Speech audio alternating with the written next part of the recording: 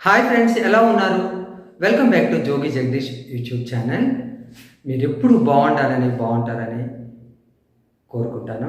అలాగే నేను కూడా చాలా బాగున్నాను. ఫ్రెండ్స్, ఈరోజు మనం ఒక మంచి విషయాన్ని తెలుసుకుందాం. అది ఏంటంటే సర్వేంద్రియాణం నయనం ప్రధానం. అంటే మన శరీరంలో ఉండే భాగాలన్నింటిలోనూ కళ్ళు చాలా ఇంపార్టెంట్, ముఖ్యమైనవని దీని అర్థం. నిజమే కదా ఫ్రెండ్స్? కాళ్ళు లేవనుకోండి, దేక్కుంటూనే వెళ్ళిపోవచ్చు. అదే కళ్ళు లేకపోతే ప్రపంచమే అంధకారం కదా, ప్రపంచాన్ని చూడలేం కదా ఫ్రెండ్స్. ఇది విషయం. మన ఛానల్ని ఎవరైనా కొత్త వాళ్ళు కనుక చూస్తూ ఉంటే సబ్స్క్రైబ్ చేసుకోండి, వీడియోని చివరి వరకు చూడండి ఫ్రెండ్స్. అలాగే లైక్ చేయండి, షేర్ చేయండి ఫ్రెండ్స్. మీ అందరి ఆదరణ నాకు సపోర్ట్ చాలా అవసరం ఫ్రెండ్స్. మరి నా పిల్లలు నాకు ఒక గిఫ్ట్ ఇచ్చింది ఫ్రెండ్స్. ఆ గిఫ్ట్ ఏంటనేది మనం చివరిలో చూసేద్దాం ఫ్రెండ్స్. మరి మనం విషయంలోకి వెళ్ళిపోదాం. అదే కళ్ళు మన జీవితంలో ఎంత ముఖ్యమైనది మనకు తెలియకనే తెలుస్తూ ఉంటుంది. మరి అటువంటి కళ్ళను మనం అందంగా, ఆకర్షణీయంగా, ఆరోగ్యంగా ఎలా కాపాడుకోవాలి? మరి ఎందుకు లేటు, విషయంలోకి వెళ్ళిపోదాం. కొంతమంది కళ్ళు చూస్తే చక్కగా చెరువులో ఉండే చేప పిల్లలు ఈదుతున్నట్టుగా ఎంతో ఆకర్షణీయంగా ఉంటాయి. అవి ఎంత అందంగా ఉన్నాయి, కళ్ళు ఎంత బాగున్నాయి అని అనుకుంటారు. అది ఆ కళ్ళు అందంగా ఉండాలంటే ఏం చేయాలి? మరి అంత అందమైన కళ్ళు అందరికీ ఉంటాయంటే అలా అందమైన కళ్ళు అందరికీ ఉండకపోవచ్చు, కానీ కళ్ళను మాత్రం ఆరోగ్యంగా చూసుకోవటం మాత్రం మన చేతిలోనే ఉంది. అదేంటో నేను చెప్తాను, చూసేద్దాం టైం వేస్ట్ చేసుకోకుండా ఫ్రెండ్స్. ముందుగా మన కళ్ళను అందంగా ఉంచుకోవడానికి మనం ఆరోగ్యకరమైన ఆహారం ఎలాంటిదో ఆలోచిద్దాం.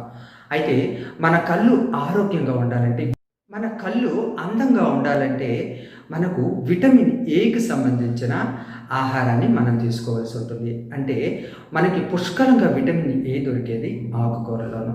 ఫ్రెష్గా ఉండే ఆకుకూరలు తెచ్చుకొని మంచిగా తినండి. అలాగే క్యారెట్లో కూడాను చక్కగా మంచి విటమిన్ ఏ కాంటెంట్ బాగా ఉంటుంది. అలాగే పాలు తాగుతూ ఉండండి, కోడిగుడ్లు తింటూ ఉండండి, ఇంకా ఫ్రెష్ వెజిటేబుల్స్ను ఎప్పుడు తింటూ ఉండండి. చేపలు కూడా చాలా మంచిది, చేపలను కూడా తింటూ ఉండండి ఫ్రెండ్స్. ఇంకా మరి అందంగా కనపడాలంటే ఏం చేయాలి అని అంటే, మనకి కళ్ళు అందంగా ఉండటానికి మార్కెట్లో చాలా క్రీమ్లు దొరుకుతున్నాయి. అవి కెఫిన్ ఎక్స్ట్రాక్ట్తో కూడుకున్న క్రీమ్స్ అన్నమాట. ఆ క్రీముల్లో మనది ఒక మంచి క్రీమ్ని ఎంచుకొని ప్రతిరోజు రాత్రి పడుకోబోయే ముందు ముఖాన్ని చక్కగా మంచి చల్లని నీళ్ళతో, లేదంటే ఐస్ క్యూబ్స్ వేసే వాటర్తో చక్కగా ముఖానికి ఇలా చిలకరించుకునే నీళ్ళు, ఆ నీటితో చక్కగా శుభ్రం చేసుకున్నాక మెత్తని టవల్తో తుడుచుకున్నాక ఆ క్రీమ్ను మన కళ్ళ కింద అప్లై చేయడం వల్ల కళ్ళు ఒత్తిడి గురి అయి ఉంటాయి కదా, కళ్ళ కింద నల్లని చారలు ఉండటం వల్ల అటువంటివన్నీ పోతాయి. హ్యాపీగా రాత్రిపూట మాత్రం ఆదమర్చి నిద్రపోండి. అది మాత్రం చాలా ఇంపార్టెంట్. 8 అవర్స్ అన్నది ఎటువంటి ఆటంకము లేకుండా, కొంతమంది మగత నిద్రలా ఉంటారు, ఇటు అటు కదులుతూ ఉంటారు. అలాంటి నిద్ర కాకుండా పసిపిల్లల చక్కగా ఆదమరిచి నిద్రపోండి. అలా నిద్రపోవాలంటే ముందుగా పడుకోబోయే ముందు గోరువెచ్చని పాలు ఒక గ్లాస్ తీసుకోండి. హ్యాపీగా మంచిగా నిద్రపడుతుంది ఫ్రెండ్స్.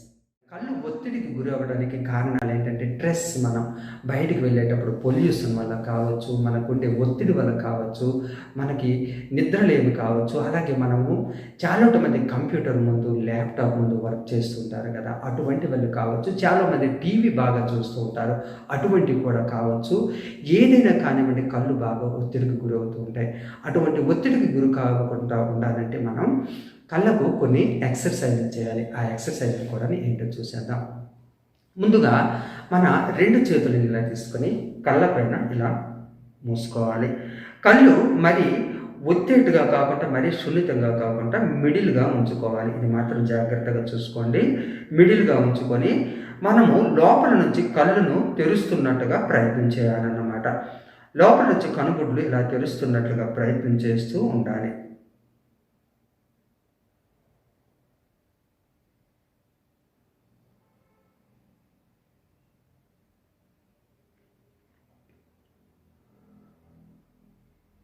ఇలా 2 మినిట్స్ చేశాక మళ్ళీ కళ్ళకు కొంచెం రెస్ట్ ఇచ్చేసి కళ్ళు ఇలాగ మూసుకొని ఉండి మళ్ళీ ఒకసారి ఇలా చేసుకొని మళ్ళీ 2 మినిట్స్ మనం ఇలా చేసుకోవాలి.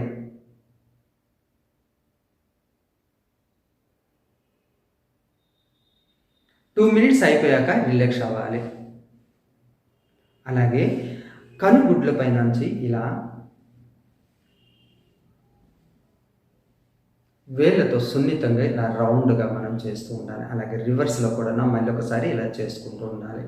అలాగే కనుగుడ్లపై మూచి ఇలా మన మధ్య వేలుతో ఇలా కొంచెం సున్నితంగా ఇలా రౌండ్ అప్స్ ఇస్తూ చిన్న చిన్న స్ట్రోక్స్ ఇస్తూ ఉండాలన్నమాట.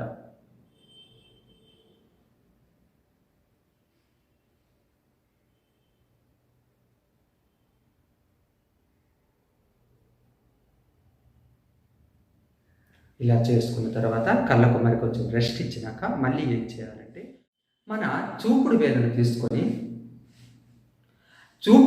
తీసుకొని ఇలా కళ్ళ ముందు పెట్టి దానిపైనే దృష్టి పెడుతూ ఉండాలి. దాన్నే చూస్తూ ఉండాలి. ఇలా తదేకంగా దాన్నే చూస్తూ ఉండాలి.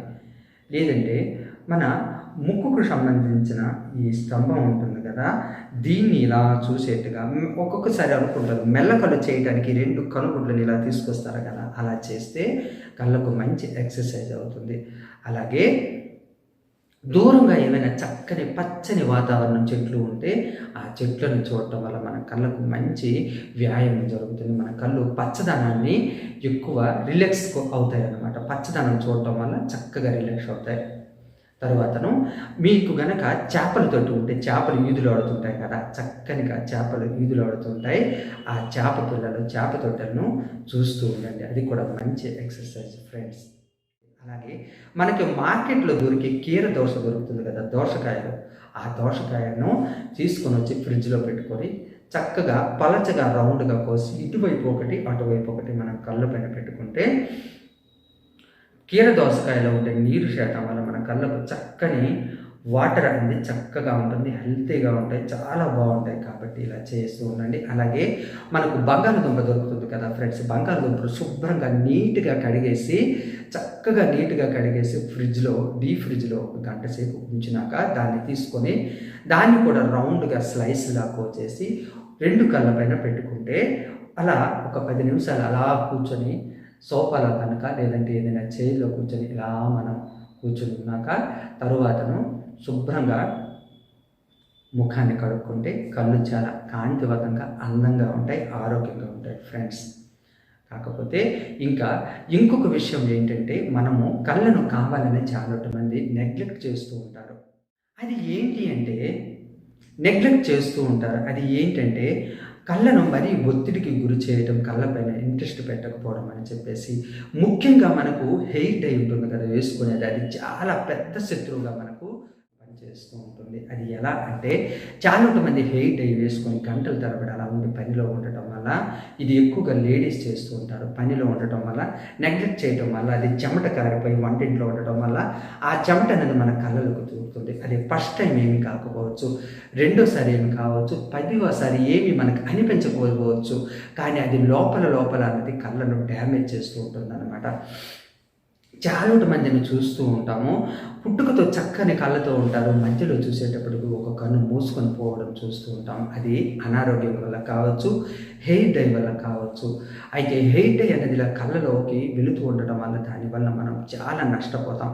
కాబట్టి హెయిర్ డై వేసుకునేటప్పుడు కాల పరిమితిని ఉంచేసి దాన్ని వెంటనే ఏంటంటే చక్కగా శుభ్రంగా స్నానం చేసుకోవాలి. స్నానం చేసుకునేటప్పుడు ఏం చేయాలంటే తలను ఇలా బాగా వెనుకకు పెట్టి అవసరమైతే వేరే వాళ్ళ సహాయాన్ని తీసుకొని శుభ్రం చేసుకోండి. ఎక్కువ నీళ్ళతో శుభ్రం చేసుకోండి ఎప్పుడైనా హెయిర్ డై వేసుకునేటప్పుడు.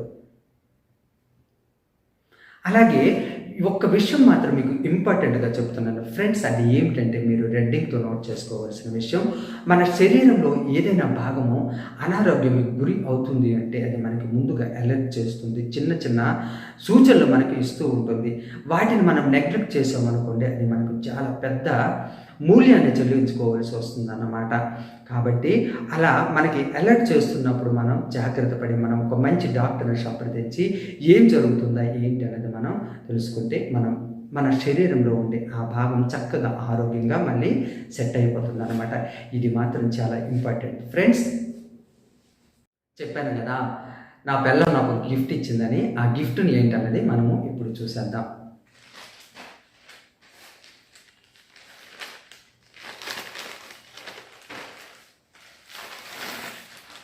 టొట్టడా, ఇదిగోండి టీ షర్ట్స్ అనమాట తీసుకొచ్చింది అనమాట. చూడండి ఎంత బాగుందో, వైట్ టీ షర్ట్. నాకు వైట్ అంటే నేను ఎప్పుడు పెద్దగా వాడిని, బాగా మురికి పెట్టిపోతుంది, కానీ వైట్ తీసుకొచ్చింది.